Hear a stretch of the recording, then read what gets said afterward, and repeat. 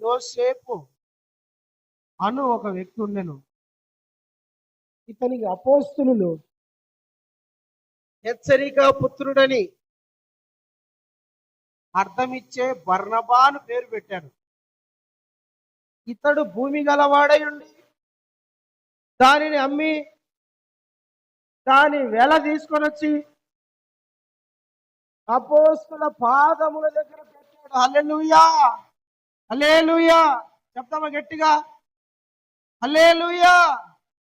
ప్రియమైన దేవుని బిడ్డలారా,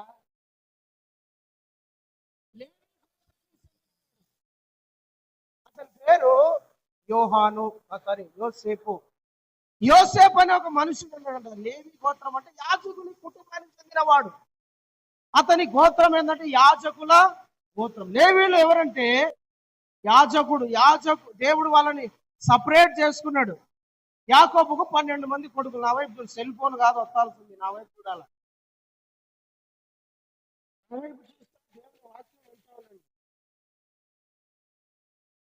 యాకోబుకు 12 మంది కొడుకులు ఉన్నారు. 12 నుండి దేవుడు లేవి అనే ఒక గోత్రాన్ని దేవుడు తన సేవ కొరకు, మందిరంలో పరిచర్య కొరకు, బలుల కొరకు దేవుడు వాళ్ళతో మాట్లాడడానికి లేవి అనే గోత్రాన్ని దేవుడు ప్రత్యేకపరుచుకున్నాడు. ఈ లేవిలో నుంచే రావాలి. ఎవరు వచ్చినా యాజకులు వేరే గోత్రం నుండి రావడానికి వీలు లేదు. ఈ లేవి గోత్రములో జన్మించిన వాడే యోసేపు అని పిలువబడే బర్నబా. హల్లెలూయా, దేవునికి స్తోత్రం కలుగును గాక. యాజకుల కుటుంబంలో నుంచి వచ్చిన వాడు, యాజకు సమూహంలో ఉన్నవాడు, లేవి గోత్రానికి సంబంధించిన వాడు. అంటే మన భాషలో చెప్పాలంటే, మనకు అర్థమయ్యే రీతిలో చెప్పాలంటే పూజారి వంశములో నుండి వచ్చిన ఒకడు దేవుడు. అంటే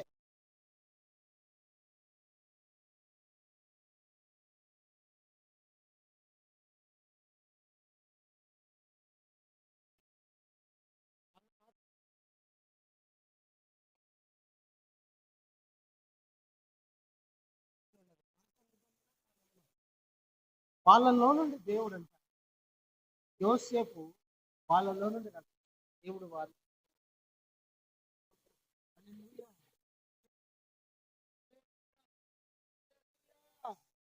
యాజక కుటుంబం గురించి, యాజక కుటుంబంలో నుంచి ఎన్నుకోబడ్డాడు. యాజకుని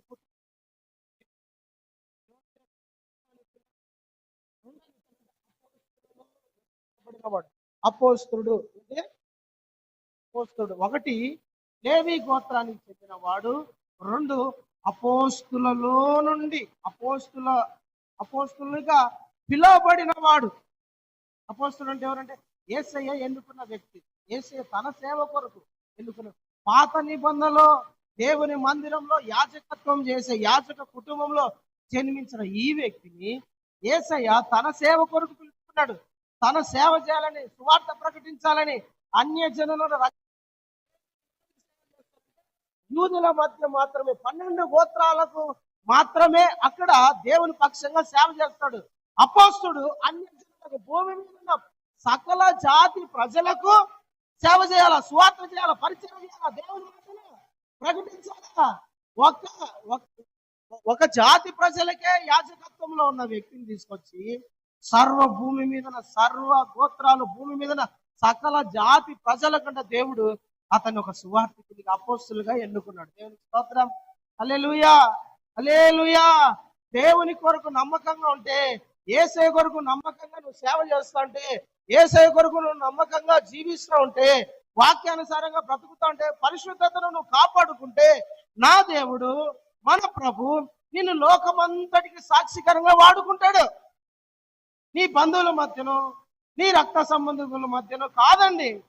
ఆయన భూమి మీద ఉన్న సకల జాతి మనుషులకు సాక్షికరంగా నిన్ను వాడుకుంటాడు. హల్లెలూయా. అప్పుడు లేవీయుడు, ఇప్పుడు అపోస్తలుడు. దేవునికి స్తోత్రం. యోసేపు అనబడిన బర్నబాకు ఎంత మంచి ఆదిత్య అపోస్తలుడుగా పిలువబడ్డాడు.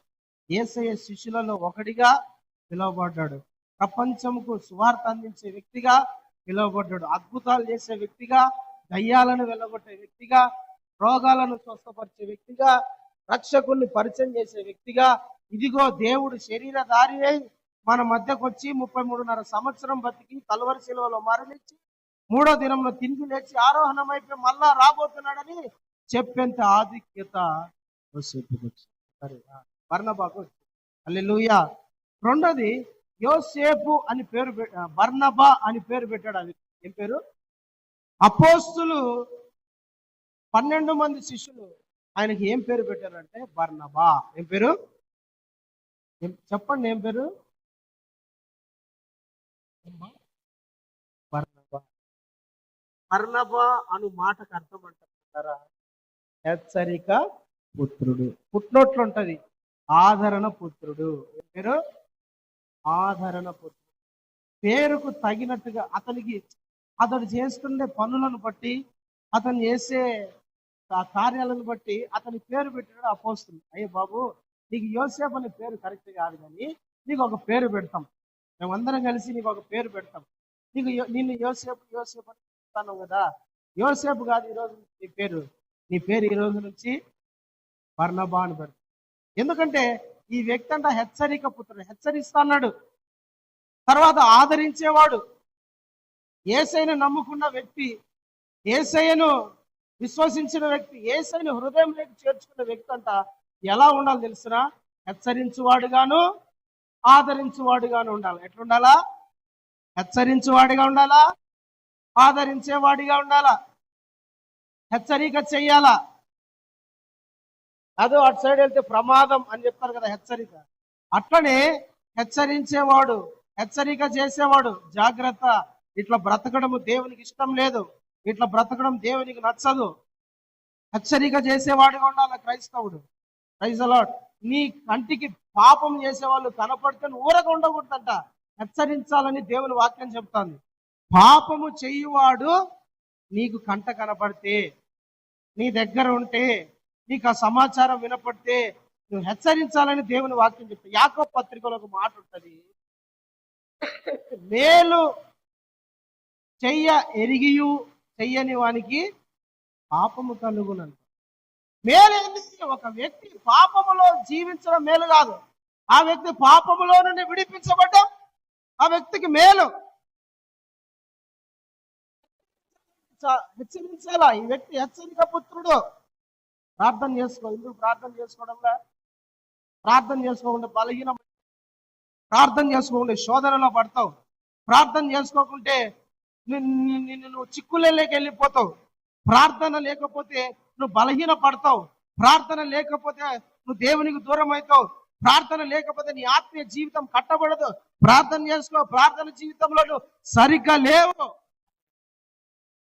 ఎందుకు నువ్వు వాక్యానుసారంగా బ్రతకడంలో వాక్యానికి విరుద్ధంగా ఎందుకు బ్రతుకుతావు? వాక్యం తెలిసి తెలియనట్లు నువ్వు ఎందుకు జీవిస్తావు? వాక్యానుసారంగా బ్రతుకుతే, దేవుని ఆజ్ఞలు నెరవేరిస్తే దేవుడు నిన్ను హెచ్చిస్తాడన్న విషయం నీకు తెలియదా? మరి నువ్వు ఎందుకని వాక్యానుసారంగా బ్రతకడం లేదు? దేవునికి మహిమ కలుగును గాక. ఎందుకని నువ్వు ఆరాధనకు రావడంలా? ఎందుకని నువ్వు ఆరాధనలో పాల్గొనడంలా? ఎందుకని మందిరానికి నువ్వు సరిగ్గా రావడంలా? ఏమైంది? మందిరానికి ఆత్మీయ జీవితము సన్నగిల్లిపోతుంది, నువ్వు మెల్లగా లోకంలో కలిసిపోతావు. కాబట్టి సహవాసానికి రావాలని. ఎవరైనా సంఘంలో పాపం చేస్తూ ఉంటే, ఎవరైనా సంఘంలో వ్యతిరేకంగా బ్రతుకుతూ ఉంటే, ఎవరైనా దేవుని వాక్యానికి వ్యతిరేకంగా ఎందుకు తాగుతున్నావు? ఇది చెడ్డ విషయం కదా.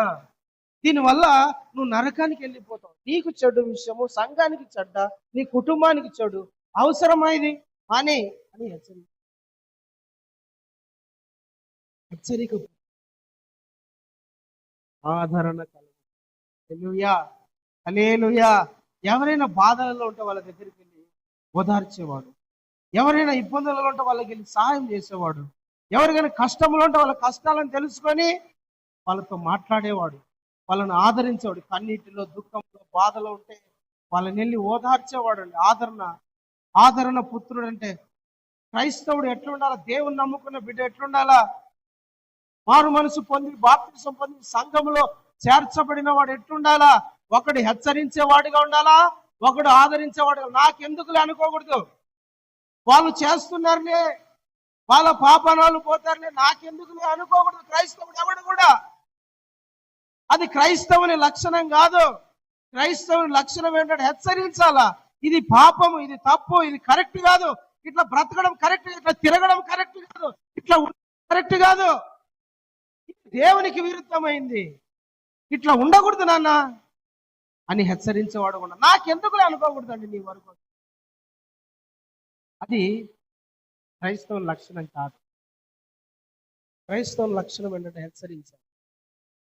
యేసయ్య ఏం చెప్పినాడు తెలిసిన, నీ సహోదరుడు నీ విషయంలో తప్పు చేస్తే, నీ విషయంలో తప్పు చేసినాడు అనుకోండి, వాని దగ్గరికి రహస్యంగా పోవాలని, రహస్యంగా వెళ్ళి వానికి చెప్పాలా, రే నువ్వు చేస్తుంది, చెల్లి నువ్వు చేస్తుంది తప్పు, తమ్ముడు నువ్వు చేస్తుంది తప్పు, అక్క నువ్వు చేస్తుంది తప్పు, సరిదిద్దుకో, మారు మనసు పొందు, దేవుడు నిన్ను ఆశీర్వదిస్తాడు.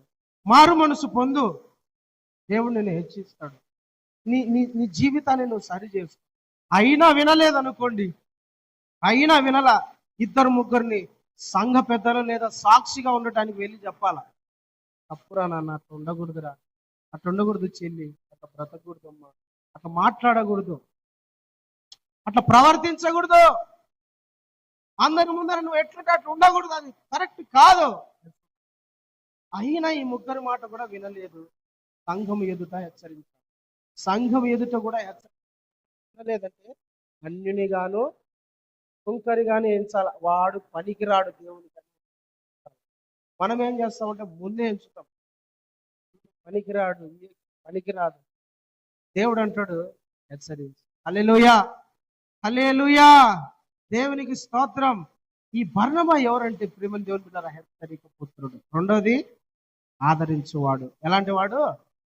ఆదరించేవాడు. ఆదరణ చాలా మందికి నేటి దినాలలో ఆదరణ లేదు, నెమ్మది లేదు, సమాధానం లేదు, సంతోషం లేదు. చాలా మంది అలాంటి వాళ్ళకు ఆదరణ ఎవరు ఇస్తారు? ఎవరు ఎవరు ఎవరు కలగజేస్తారు? లోకంలో ఆదరణ దొరుకుతుందా? లోకంలో ఆదరణ దొరకదు. ఎవరి ద్వారా దేవుడు ఆదరణ ఇవ్వాలనుకుంటాడంటే మీ ద్వారా, మనందరి ద్వారా దేవుడు ప్రజలకు ఆదరణ కలిగించి, ప్రజలకు ధైర్యాన్ని ఇచ్చే మాటలు, ప్రజల్ని కృంగిపోకుండా నిలబెట్టే మాటలు, పరిశుద్ధాత్మ దేవుడు నీలో ఉండి ప్రజలతో మాట్లాడాలనుకుంటున్నాడు. దేవునికి స్తోత్రం. హల్లెలూయా, హల్లెలూయా. ఆదరించే వ్యక్తులుగా మీరు ఉండాలి. సంఘ బిడ్డలు, సంఘములో ఉన్నవారు ఎవరైనా దుఃఖంలో ఉన్నారేమో, ఎవరైనా బాధపడుతున్నారేమో, ఎవరైనా బలహీనులుగా ఉన్నారేమో, ఎవరైనా కుటుంబ సమస్యలతో ఉన్నారేమో, అనారోగ్యాలతో ఉన్నారేమో, వ్యాధులతో ఉన్నారేమో, కన్నీటి మధ్య ఉన్నారేమో, గొడవల మధ్య ఉన్నారేమో, సమాధానం లేక ఉన్నారేమో, శాంతి లేక ఉన్నారేమో, లేదంటే వాళ్ళు కృంగిపోతున్నారేమో, నీకు తెలిసిందా? నువ్వు వెళ్ళి ఏం చేయాలి? వాళ్ళను ఆదరించాలి, బలపరచాలి, వాళ్ళను ధైర్యపరచాలా, వాళ్ళను ప్రోత్సహించాలా. నువ్వు రా తమ్ముడు, ఏం కాదు, చెల్లి, దేవుడు నీకు తోడుగా ఉన్నాడు, నిన్ను బలపరుస్తాడు. కృంగిపోవద్దు, నువ్వు బలహీనపడద్దు, నువ్వు దేవుడు నిన్ను నిలబెడతాడు. ఈ శోధనలు కొన్ని రోజులే, ఈ అనారోగ్యం కొన్ని రోజులే. నువ్వు భయపడవద్దు. నీకున్న ఈ రోగం నిన్ను ఏమి చేయదు. నా దేవుడు నిన్ను స్వస్థపరుస్తాడు, నా దేవుడు నిన్ను బాగు చేస్తాడు, నా దేవుడు నీ కుటుంబాన్ని కడతాడని బలపరచాలి. హల్లెలూయా. అది ఆదరణ కలిగించే మాటలవి. దేవుని బిడ్డలారా, నేటి దినాలలో ఆదరించే వాళ్ళు లేరు, దొరకడంలా. నా వైపు చూడండి, నా వైపు చూస్తానండి. ఆదరణకరంగా మాట్లాడే వాళ్ళు ఈ రోజుల్లో చాలా కరువు అయిపోయినారు. అది పరిశుద్ధులలో, సంఘంలో, దేవుని బిడ్డలలో కూడా అయిపోయినది, సేవకులలో కూడా కరువు అయిపోయినది. ఆదరించే మాటలు కనపడటంలా, ఓదార్పునిచ్చే మాటలు కనపడటంలా, ధైర్యపరిచే బలపరిచే మాటలు కనపడటంలా. యేసయ్యమన్నాడు, పరిశుద్ధాత్మ దేవుడు ఎవరు? ఆయనకున్న పేరేమిటి? ఆదరణ కర్త. ఎవరైనా పరిశుద్ధాత్మ దేవుడు. యేసయ్యకున్న ఒక పేరు ఏమిటంటే ప్రేమ దేవుని బిడ్డలారా, ఆదరణకర్త. హల్లెలూయా, హల్లెలూయా, దేవునికి స్తోత్రం. ఆదరణకర్త ఆయనకున్న పేరు. ఆదరిస్తాను, నేను నిన్ను బలపరుస్తాను. ఒక తల్లి ఏ విధంగా తన బిడ్డను ఆదరిస్తుందో నేను నిన్ను ఆ విధంగా ఆదరిస్తాను. ఒక తల్లి ఆదరించినట్లు నేను మిమ్మల్ని ఆదరిస్తాను. ఒక తల్లి ఏ విధంగా ఆకలితో ఉంటే, కష్టముతో ఉంటే బిడ్డ ఎత్తుకొని ఓదార్చి ఆదరిస్తుందో ఆ విధంగా అంతకన్నా మించి నేను నిన్ను ఆదరిస్తా అన్నాడు. మన దేవుడు ఎవరంటే ఆదరణకర్త. హల్లెలూయా, హల్లెలూయా.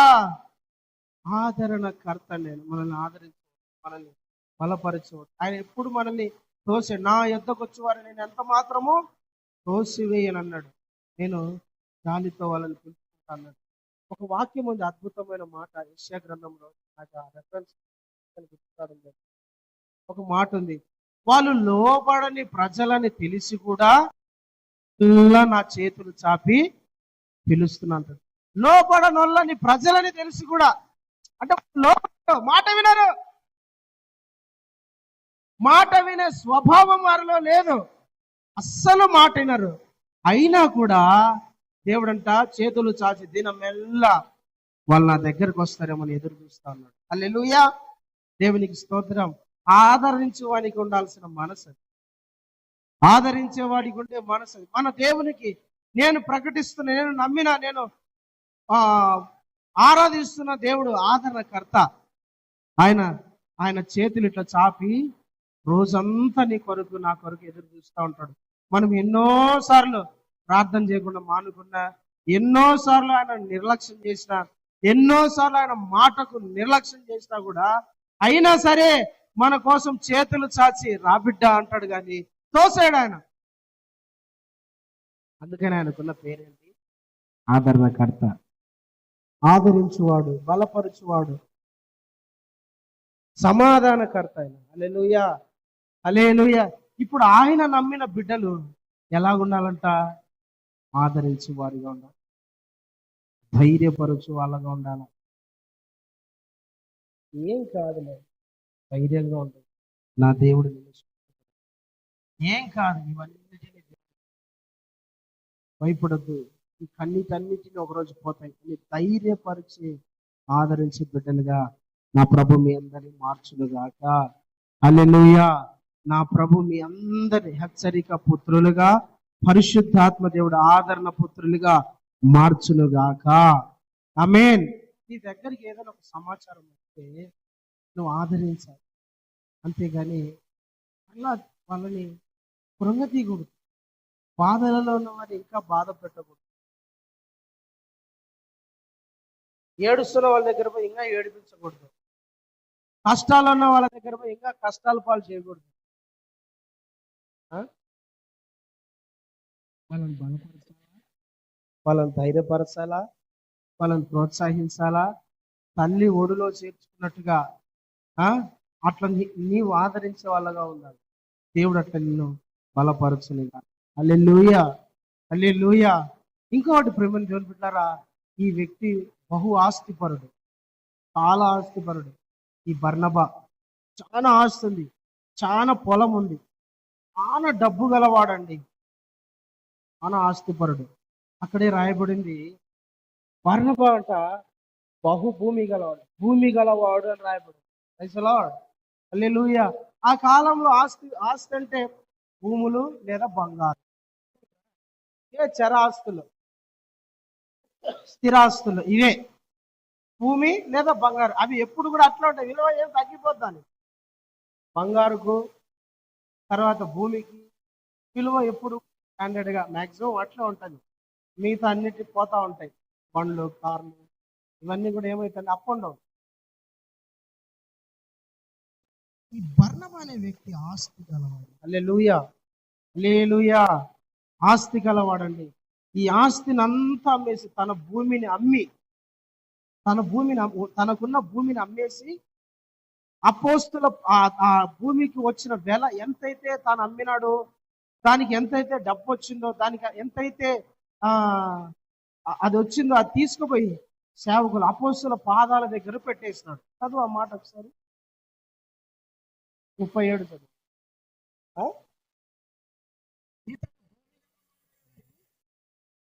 దానిని అమ్మి దాని వెల, అది అమ్మితే ఎంత వెల వచ్చిందో అంత తీసుకొచ్చి ఎక్కడ పెట్టాడంట? అపోస్తుల పాదాల దగ్గర పెట్టాడంటండి. తన ఆస్తి అమ్మేసి, తనకున్న భూమి ఉంది కదా అది అమ్మేశాడు. అమ్మేసి సేవకుని పాదాల దగ్గర పెట్టాడు. హల్లెలూయా, హల్లెలూయా, దేవునికి స్తోత్రం కలుగును గాక. తన ఆస్తిని లెక్క చేయాల. దేవుని పరిచర్య ముఖ్యం, ప్రభు సేవ ముఖ్యం, దేవుని సువార్త ప్రకటించబడడం ముఖ్యం. ప్రజలు యేసయ్య సువార్త తెలుసుకోవడం ముఖ్యం. నాకంటూ ఏది అవసరం లేదు. నాకంటూ ఏది పాటలు, నాదంటూ లోకాన ఏది లేదయ్యా, ఒకవేళ ఉందంటే నీవిచ్చినదే ప్రభువా. నాదంటూ లోకాన ఏది లేదయ్యా, ఒకవేళ ఉందంటే నీవిచ్చినదే ప్రభువా. నీవే నీవే బ్రతుకంతా నీదే, నీదే నీదే బ్రతుకంతా నీదే, కేవలం నీదేనయ్యా, కేవలం నీదేనయ్యా. నాదంటూ లోకాన ఏది లేదయ్యా, ఒకవేళ ఉందంటే నీవిచ్చినదే ప్రభువా. నాకు ఉన్న ఈ బలం, నాకు ఉన్న ఈ పొలం, తాగుతున్న ఈ జలము, పాడండి. ఈ బలము, నాకు ఉన్న ఈ పొలం, తాగుతున్న ఈ జలం, చూడండి అన్ని కూడా నీవిచ్చిందేనయ్యా. మన దేవుడు ఎవరో తెలుసునా? ఇచ్చేవాడు. అనండి, ఇచ్చేవాడు. గట్టిగాను, ఇచ్చేవాడు. మన ప్రభు ఎవరంటే ఇచ్చేవాడు. హల్లెలూయా, హల్లెలూయా. మన ప్రభు ఇచ్చేవాడు. నువ్వు తీసుకోవాలి. అడుగుడి నీకు ఇస్తా అన్నాడండి దేవుడు. నువ్వు అడగాల, నువ్వు అడిగితే ఇస్తాడు. ప్రభువా ఫలాన్ని నాకు ఈ ప్రభు అంటే ఇస్తాడు. అయితే అది నువ్వు దేవుని కొరకు వాడు. ప్రైజ్ లార్డ్, హల్లెలూయా, దేవునికి మహిమ కలుగును గాక. ఇతనుకున్న ఈ పొలం అంతా మీ అపోస్తుల పాదాల దగ్గర పెట్టి, అయ్యా ఇదో నాకున్న ఈ ధనం, నేను సంపాదించి కష్టపడి, మా తాతలదో లేకుండా నాదో, నాకంటూ ఉన్న ఈ పొలాన్ని నేను అమ్మి దాని వెల తీసుకొచ్చి పాదాల దగ్గర పెడుతున్నాను. సేవకులారా, ఇది మీరు పరిచర్లో వాడుకోండి అని చెప్పాలి. హల్లెలూయా. దేవుని బిడ్డలారా, మనము దేవునికి ఎప్పుడైతే ఇస్తామో దేవుడు మనల్ని దీవించడం మొదలు పెడతాడు. మనము దేవునికి ఎప్పుడైతే నాకు ఇచ్చి మీరు శోధించండి అన్నాడు, నాకు ఇచ్చి మీరు శోధించండి. మనం ఇచ్చి శోధించాలా, ఇవ్వకోకుండా శోధించకూడదు, ఇచ్చి శోధించాలా. సామెతల గ్రంథంలో ఉంటుంది 11వ అధ్యాయంలో, వెదజల్లి అభివృద్ధి చెందిన వాళ్ళు కలరంట. దేవుని సన్నిధిలో దేవుని కొరకు పరిచర్య కొరకు వెదజల్లి అభివృద్ధి చెందిన వాళ్ళు ఉన్నారంట. నియమించబడిన దానికన్నా తక్కువ ఇచ్చి, సామెతల పుస్తకం 11వ అధ్యాయం చదువు నా మాట, 11:24 చదువు. అభివృద్ధి పొందువారు కలరు. సామెతల పుస్తకము 11:24. వెదజల్లి అభివృద్ధి పొందిన వారు కలరు. తగిన దానికన్నా ఎంత నియమించినాడు దానికన్నా తక్కువ ఇచ్చి లేమికి వచ్చిన వాళ్ళు కూడా కలరంట. ఎంత ఇవ్వాలో అంత ఇయ్యక దానికన్నా తక్కువ ఇచ్చి లేమి గలవారు కలరంట. ఇయ్యాల్సిన దానికన్నా ఎక్కువ ఇచ్చి ఏమన్నారంట? అభివృద్ధి చెందారంట. ప్రియమైన దేవుని బిడ్డలారా, ఇది మీరు గుర్తుపెట్టుకోవాలి. దేవునికి ఇస్తే, దేవుని పరిచర్యకి ఇస్తే, దేవుని పరిచర్యలో మీరు మీ కష్టార్జితాన్ని వెచ్చించితే దేవుడు మీకు విస్తారంగా ఇస్తాడు, మిమ్మల్ని అభివృద్ధి పరుస్తాడు. దేవునికి ధారాళంగా ఇస్తే ధారాళంగా ధారాళం ప్రేమతో ఇచ్చువానిని ధారాళంగా దీవిస్తారండి. కొరింథీయుల పత్రిక 2వ పత్రిక 8వ అధ్యాయంలో రాయబడింది. ధారాళముగా ఇచ్చువారిని దేవుడు ధారాళముగా దీవిస్తాడు. నీకు ఈ మర్మం తెలియాలా, నీకు ఇది తెలియాలా. దేవుడు ఇచ్చేవాడిని దీవిస్తాడు. చదువు మాట. కొరింథీయులకు రాసిన 2వ పత్రిక 7వ అధ్యాయం అనుకుంటా, 8లో ఉంటుంది. 5వ వచనం. కావున మీరు చెప్పిన ధర్మముగా ఇయ్యక ఉచితముగా ఇవ్వక ధారాళముగా ఇవ్వవలనని చెప్పి సహోదరులు మీ యొద్దకు ముందుగా వచ్చి దానిని జమ చేయుటకై అదెంత కాదు ధారాళం ఉత్సాహం. 7 చదువు. సనగక బలవంతముగా కాక. ఎట్లా కాక? సనగక. దేవుడు ఏం చెప్తానంటే, చాలా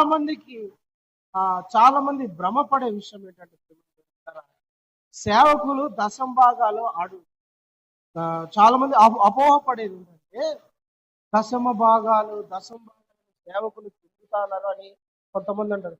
ఏ సేవకుడైనా నీ దగ్గరికి పర్సనల్గా వచ్చి బలవంతంగా అడిగినాడా? ఏ సేవకుడైనా, నీకు తెలిసిన ఏ సేవకుడైనా నీ దగ్గరికి వచ్చి బలవంతంగా నిన్ను అడిగినాడా? స్వేచ్ఛగా ఇవ్వాలంట. ఇట్లా స్వేచ్ఛ. నిన్ను బలవంతంగా ఏమన్నాడు? ఏ సేవకుడు కూడా అడిగినాడంటే అతను సేవకుడే కాదు. ఏ సేవకుడైనా బలవంతంగా అడగడు. నువ్వు ఇవ్వాల్సిందే, ఇచ్చి తీరాల్సిందే, ఇవ్వకోకుండా నీ ఇంటికాడ రౌడీలను పంపిస్తా, మనుషులను పంపిస్తా అని ఏ సేవకుడు అన్నాడే? అంటాడా? మీరు విన్నారా ఎప్పుడైనా? ఎట్లు ఇవ్వాలంట చెప్పండి. సనుగక బలవంతంగా కాదు. ప్రతివాడును తన హృదయములో నిశ్చయించుకొనిన ప్రకారము ఇవ్వవలెను. దేవుడు ఉత్సాహంగా ఇచ్చు వారిని అదిన్నాడు. హల్లెలూయా. బలవంతంగా ఇవ్వకూడదు. ఇది ఇవ్వకపోతే దేవుడు నన్ను నష్టపరుస్తాడేమో, ఇది ఇవ్వకపోతే నాకు శాపం వస్తుందేమో, ఇది ఇవ్వకపోతే నాకు దరిద్రం వస్తుందేమో, ఇది ఇవ్వకపోతే నాకు వ్యాధులు వస్తాయేమో, ఇది ఇవ్వకపోతే నాకు ఎక్కడ లేని దరిద్రం అంతా నా ఇంట్లోనే ఉంటదేమో, అట్లా బలవంతం. ఇది ఇస్తే ఇది వద్దులే, దేవునికి ఇచ్చేద్దాం, ఇది ఉంటే నా దగ్గర శాపమేమో అనుకొని ఇవ్వకూడదంట దేవుని. అట్ట దేవుడు కోరుకోడు. భయపడి దేవుడు ఇయ్యమని చెప్పడంలా. నువ్వు ఇవ్వకపోతే నేను చంపుతా అని దేవుడు అన్నాడు.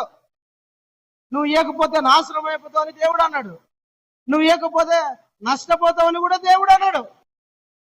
నువ్వు బలవంతంగా తెచ్చి దేవుని సన్నిధిలో పెట్టాలని దేవుని యొక్క ఉద్దేశం కానే కాదు. సనుగక బలవంతముగా కాక ఎట్లా తీసుకురావాలంట? హృదయపూర్వకంగా, ఇష్టముతో. ప్రభా, ఇది ప్రేమతో చేస్తానని, ప్రభా ప్రేమతో ఇస్తానన్నయ్యా, నా కష్టార్జితంలో నుండి నేను ప్రేమతో ఇస్తానని ఉత్సాహంగా రావాలంటే దేవుని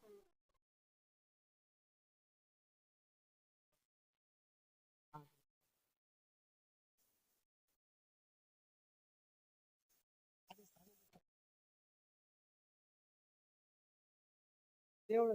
నేను యాక్సెప్ట్ చేసినా దేవుడు యాక్సెప్ట్ చేస్తాడు. నేను యాక్సెప్ట్ చేసినా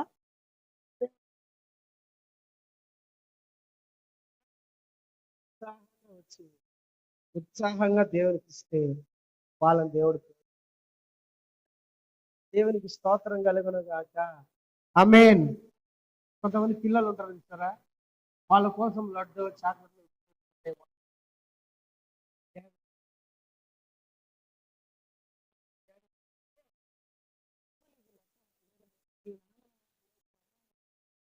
మీ డాడీ నీకు కొనుక్కోమని లేదా మీకు చాక్లెట్ తెప్పిస్తుంది, నాకు ఎందుకు ఇస్తాను డాడీ. ప్రేమతో ఉత్సాహంగా పరిగెత్తుకుంటాను.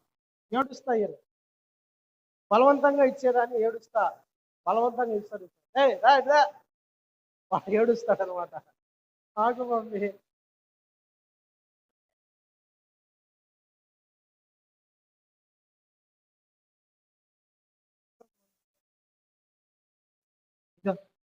పెట్టుకో, కొనుక్కోరా మంచి డ్రెస్, వాడిని లేదా ఐస్ క్రీమో చాక్లెట్ లేదా ఇంకా ఏదైనా మంచి కొనిపిస్తాడు. హల్లెలూయా. దేవునికి ఇచ్చేటప్పుడంతా మంచి మనసుతో ఇవ్వాలి, మంచి హృదయముతో ఉత్సాహంగా ఇవ్వాలండి. దాన్ని దేవుడికి. హల్లెలూయా. యో అననీయ సపీరాలు అట్లా ఇవ్వకనే, అననీయ సపీరాలు అట్లా ఇవ్వక, అయితే బర్నబా ఎట్టిచ్చాడు? తన ఆస్తి కలవాడైంది అమ్మి అపోస్తుల పాదాల దగ్గర పెట్టాడు. హల్లెలూయా. ఆస్తి కలవాడే తన ఆస్తి దేవుని కొరకు సమర్పణ గలవాడు, దేవుని కొరకు ప్రయాసపడేంత సమర్పణ గలవాడు, దేవుని కోసం, దేవుని పరిచర్య కోసం నేను ఏదో ఒకటి చెయ్యాలా, నాదంటూ ఏదో ఒకటి ఉండాలా దేవుని పరిచర్యలో.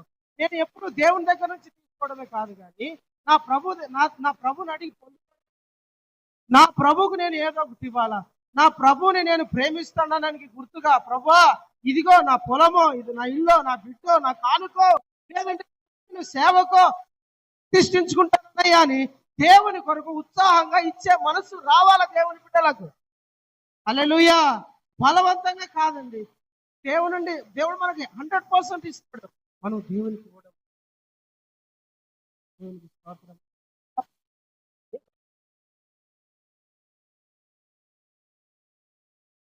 26 నుంచి అపోస్తుల కార్యాల గ్రంథం 9వ అధ్యాయం 26 నుంచి చదువు.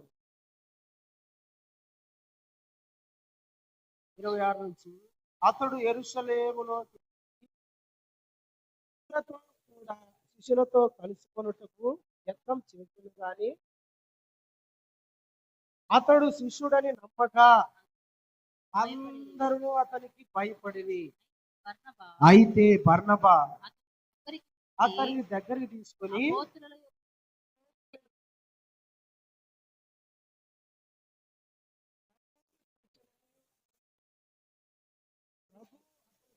మాట్లాడననియు, యేసు నామమున ఆ, ధైర్యముగా ఆ, వారికి వివరముగా తెలియ హల్లెలూయా. దేవునికి స్తోత్రం. Praise the lord. శబ్దం హల్లెలూయా. గట్టిగా హల్లెలూయా.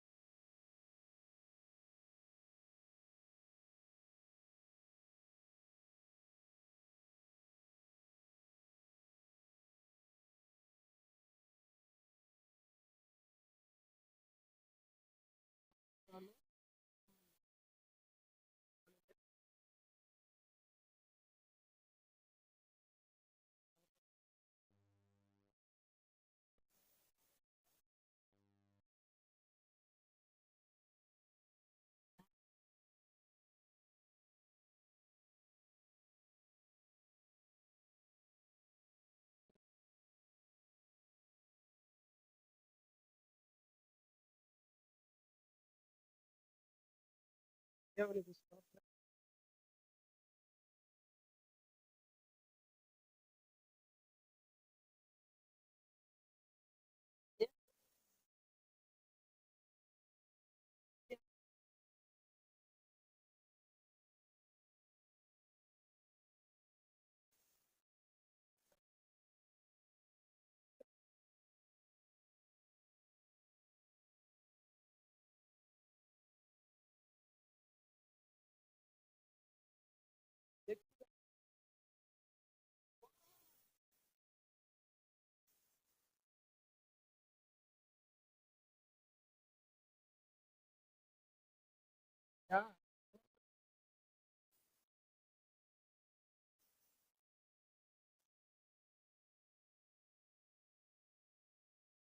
నేను నిన్ను ఆశీర్వదించి అభిషేకించి వాడుకోబోతున్నాను.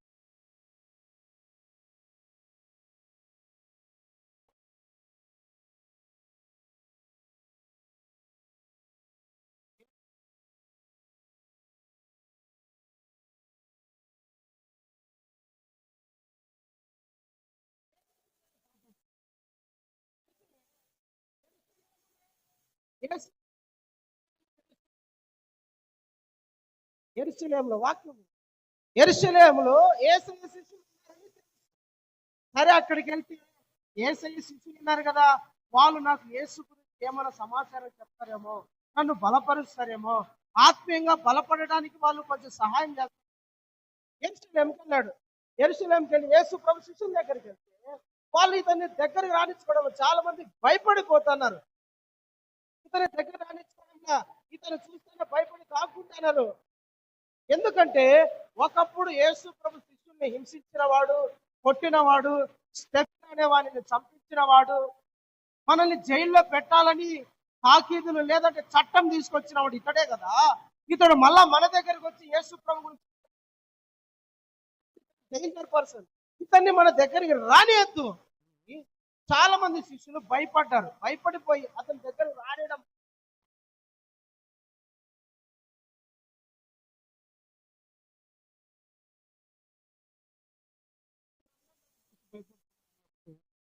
బర్నబ పౌల్ని గుర్తుపట్టి పౌల్ని దగ్గర తీసుకొని పౌల్ని బలపరచాడు. హల్లెలూయా, దేవునికి స్తోత్రం. పౌలుని ఎవ్వరు నమ్మలా, పౌలుని ఎవరు దగ్గరికి చేర్చుకోవడంలా. ఎందుకంటే అతను దుర్మార్గుడు, కొట్టేవాడు, తిట్టేవాడు, హింసించేవాడు, రకరకాలుగా మాట్లాడుకునేవాడు. మమ్మల్ని ఏమని అంటాడేమని అతను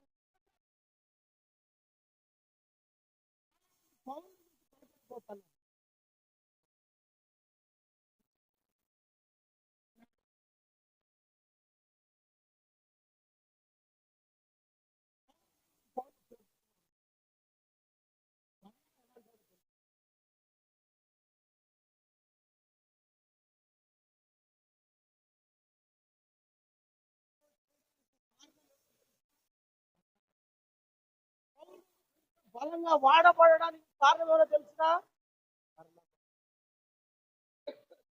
పౌలు దేశం అప్పుడు 14 పత్రికలు రాశాడంటే దానికి కారణం, దానిని ఆ పౌల్ని ప్రోత్సహించిన వ్యక్తి ఎవరు?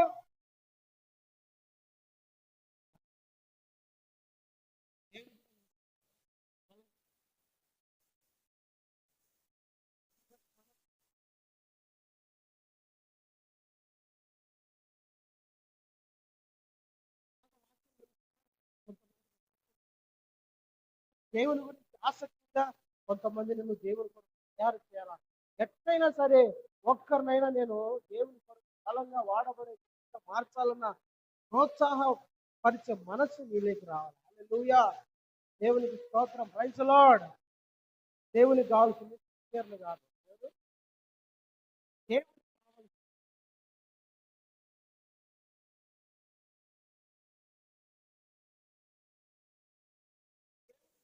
అలాంటి వారిని సీనియర్లు కాదు, ఏళ్ళ తరబడి దేవుని వెతుకుతానో దేవుని ఆరాధిస్తున్నట్టు కాదు, సిన్సియర్ గా దేవుని పరిచయం చేసి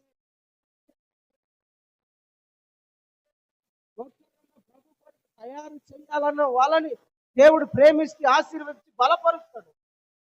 నేను మానక మందిరానికి వస్తాను ప్రభా, మానక పరిచయం చేస్తాను ప్రభా, మానక నేను ప్రార్థన చేస్తాను. ఓకే, ద్వారా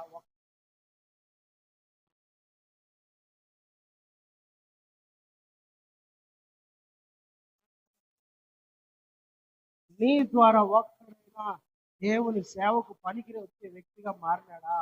నీ ద్వారా ఒక వ్యక్తిని రక్షించబడ్డా? నీ ద్వారా నాకు పనికొచ్చే పాత్రగా ఒకటిగా తయారయ్యాడా? నువ్వు సీనియర్ అంటున్నావు, బట్ ఏది నీ సీనియర్? సీనియర్ ఎక్కడ? నీ సీనియారిటీ తగిన ఫలం ఎక్కడ? నీ seniority తగిన వ్యక్తులేరే. బర్నబా పౌలు కన్నా సీనియర్, బట్ పౌలును బలం.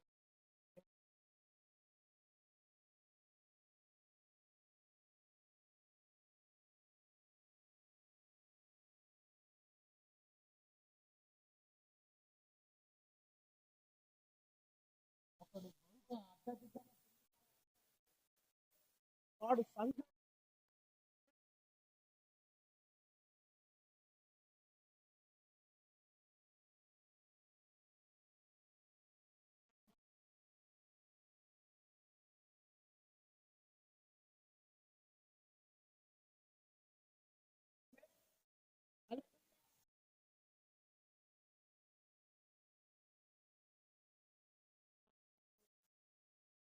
దేవుడిని ఇలాగ ఆశీర్వదించాడు.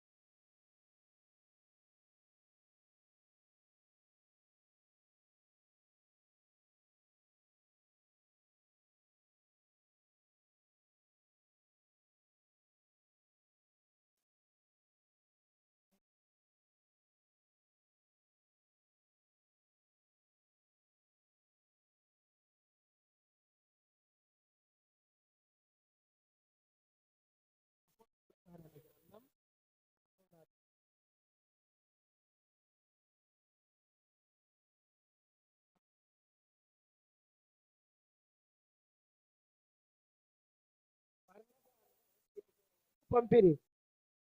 అతడు వచ్చి దేవుని కృపను చూచి సంతోషించి ప్రభువును స్థిర హృదయము కొనవలనని అందరినీ హెచ్చరించి అతడు పరిశుద్ధాత్మతోను విశ్వాసముతోను నిండుకొనిన సత్పురుషుడును. ఉమ్, ఉమ్, ఉమ్.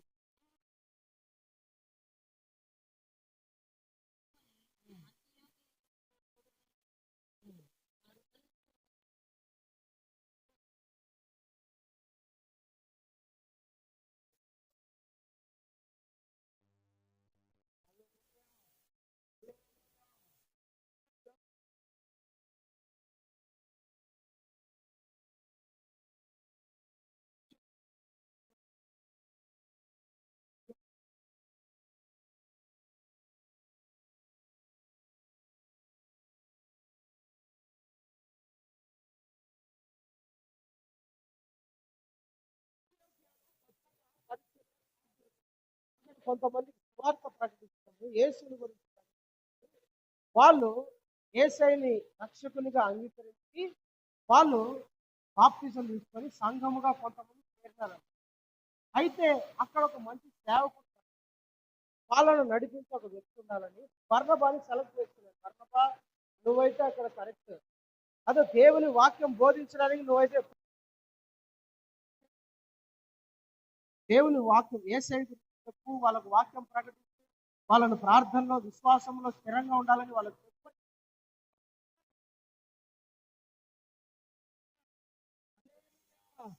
నమ్మకస్తుడు, చెప్పండి ఎవరు? నమ్మకస్తుడు. ఎవరు?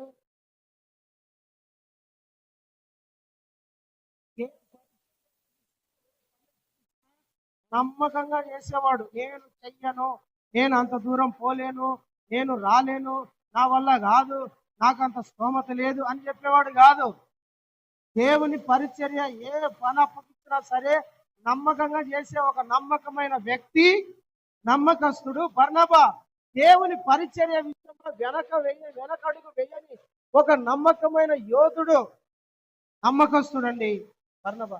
నా వల్ల కాదు అయ్య గారు, నేను వెళ్ళి ఆడ వాక్యం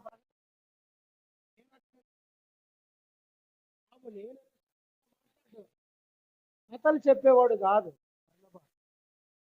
అంతియోకి ఒక్కనే పంపించారు. ఊరు తెలియని ఊరు, గ్రామం తెలియని గ్రామం, భాష తెలియని భాష.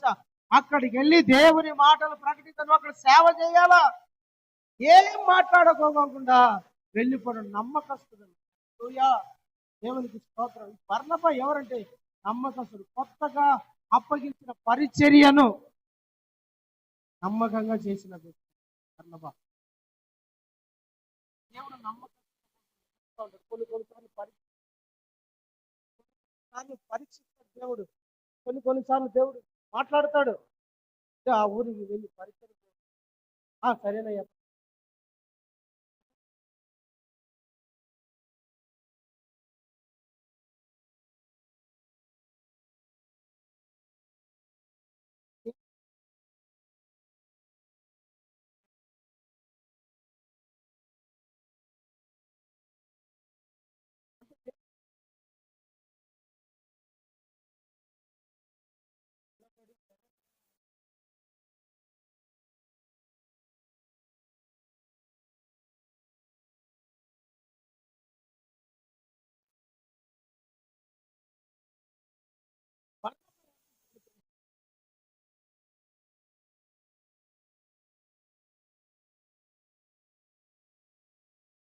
రెండోది,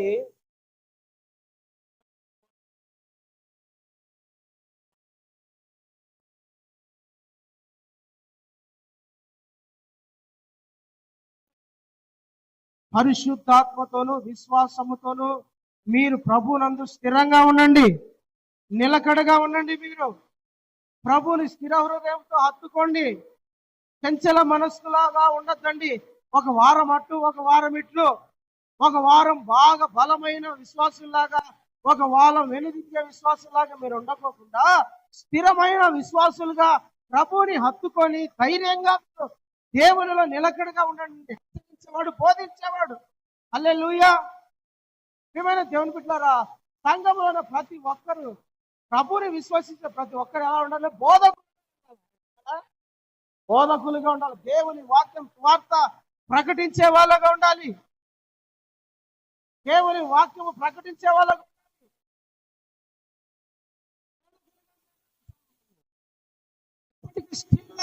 10 సంవత్సరాలైనా నీకు బైబిల్ వేసాను, ఒక్కసారైనా బైబిల్ కంప్లీట్ గా చదవాలి వాళ్ళు ఉన్నారు. ఆశ్చర్యం కదా. సంపూర్ణంగా బైబిల్ చదివినావా అంటే ఏళ్ళ మీద లెక్క పెట్టే వాళ్ళు ఉంటారు. అంతే. సంపూర్ణంగా బైబిల్ చదివినావా అంటే, ఫుల్ బైబిల్ అంతా ఒక్కసారైనా చదివినావా అంటే ఒకసారి కూడా అసలు ఆశ్చర్యం. ఎన్నిసార్లు చదివినాను? సెల్ ఫోన్ అయితే పొద్దున్న నుంచి రాత్రి వరకు 10 గంటలు చూడమని చూస్తావు, టీవీ చూడమని చూస్తావు, ఆటలు ఆడమని ఆడతావు, పాటి మాటలు చెప్పమని చెప్తావు, వినమను వింటావు, కాలక్షేపణ చేయమని చేస్తావు, ఊరికి రకరకాల మాట్లాడమని మాట్లాడతావు. సమయం లేదన్నా, ఐఎమ్ బిజీ అన్నా, నేను చాలా బిజీ అన్నా. ఏంటి నీ బిజీ? బైబిల్ చదవడానికి బిజీనా? నీ ఫోన్లో కాలక్షేపం చేయడానికి బిజీ ఉండదు, టీవీ చూడడానికి కాలక్షేపణ చేయడానికి టైం ఉండదు. టైం ఉంటుంది. వాళ్ళతో వీళ్ళతో రకాల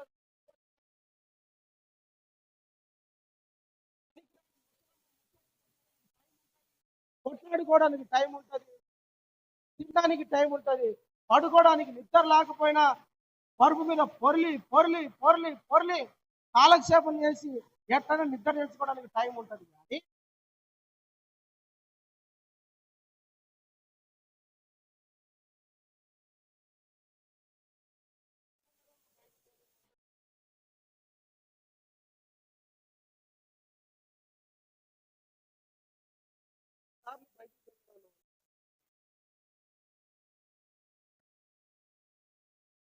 మనమేమో భక్తులం.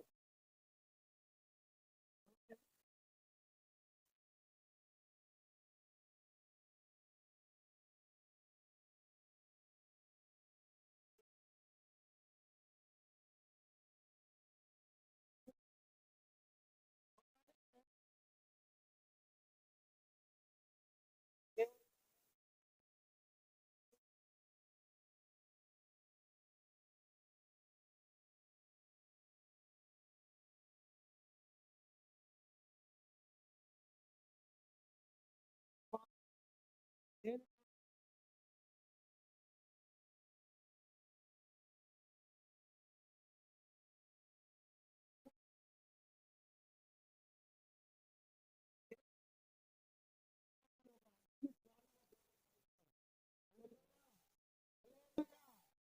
దేవునికి దేవుని వాక్యం దేవుని వాక్యం చదివేటప్పుడు విడుదల, దేవుని వాక్యం చదివేటప్పుడు శాంతి, దేవుని వాక్యం చదివేటప్పుడు దేవుని వాక్యం చదివేటప్పుడు ఓదార్పు, దేవుని వాక్యం చదివేటప్పుడు జ్ఞానము, దేవుని వాక్యం చదివేటప్పుడు వివేచన, ఎట్లా బ్రతకాలా, ఎట్లా నడవాలా, ఎట్లా జీవించాలా, అన్ని దేవుని వాక్యములు ఉంటది. ఇలాంటి దేవుని వాక్యాన్ని నిర్లక్ష్యం చేస్తే నువ్వు ఎట్లా ఈ లోకంలో నీ జీవితాన్ని కొనసాగించుకోగలవు? దేవుని వాక్యం కుటుంబం దీవించబడాలన్నా, నీవు దీవించబడాలన్నా ఈ వాక్యానికి నీ జీవితంలో ప్రాధాన్యత ఇవ్వకపోతే నువ్వు ఆశీర్వదించబడడం కష్టం. అందుకని దేవుని వాక్యానికి మొదటి ప్రాధాన్యత ఇవ్వాలా, చదవాలా దేవుని వాక్యం. ఈ బర్నబా మంచి బోధకుడు అండి. హల్లెలూయా. హెబ్రీ పత్రిక 6వ అధ్యాయంలో ఉంటది, మీరు కాలమును బట్టి చూస్తే మీరు ఇది వరకే బోధకులు కావలసిన వాళ్ళు, కానీ పాలు తాగే పిల్లలుగా ఉన్నారు మీరు. ఇప్పటికి కూడా మీరు బోధకులు కావాలి. లేదంటే స్టేజీల మీద నిలబడి, వీధులలో నిలబడి, పెద్ద పెద్ద సువార్త కూటాలలో నిలబడి వాక్యం చెప్పాల్సిన వాళ్ళు ఇంకా మీరు కూర్చొని పాలు తాగే పిల్లల్లాగా ఆశీర్వాదాలు చెప్పయ్యా, ఏదైనా కఠినమైన మాట కలిగే వాళ్ళు ఇంకా పాలు తాగే పిల్లలు తాగున్నారు.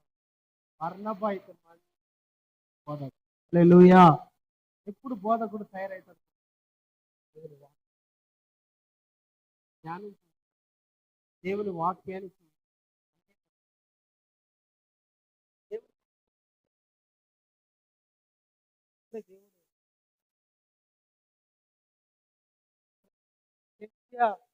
జ్ఞానులకు జ్ఞానం బోధిస్తుంది. బలహీన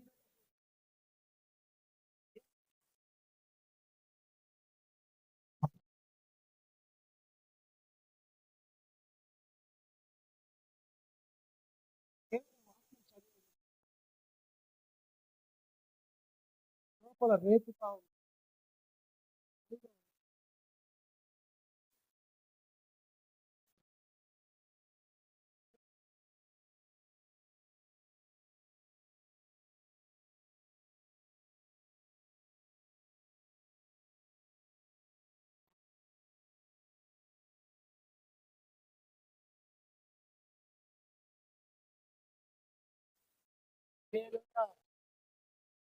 ఎలాంటి వాడు? మంచి బోధకుడు. వాడు వాక్యం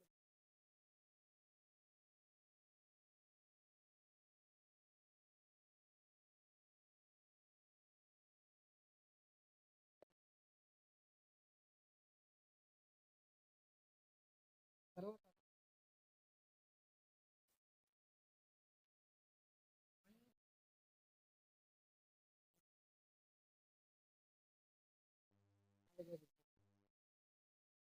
పౌలు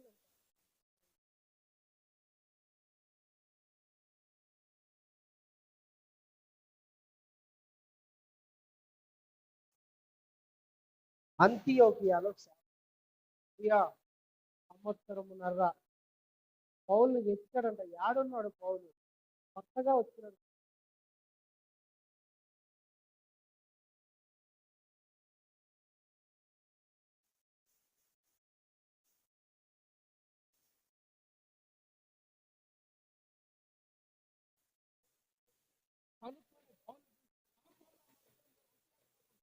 పరిచర్య యత్నం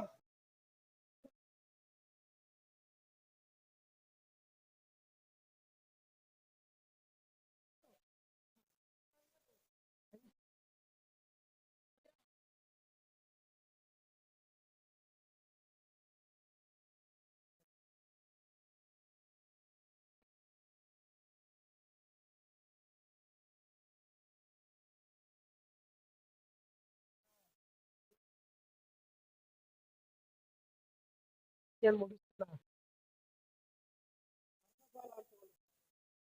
బర్నబా లాంటి వాళ్ళు తయారైతే దేవుని సేవ ఈ ఒక బర్నబాలాగా మారాలా, దేవుని కొరకు ప్రతిష్ఠించుకోవాలా, సాక్షిగా నిలబడాలా, దేవుని కొరకు ఇచ్చేవాళ్ళగా ఉండాలా, ప్రార్థన పరులను లేపే వ్యక్తులుగా ఉండాలా. దేవుడు అలాగే నా దేవుడు మిమ్మల్ని అందరూ అలా బలపరుచుకుంటారు. ఆమేన్. ప్రార్థన చేస్తున్నా.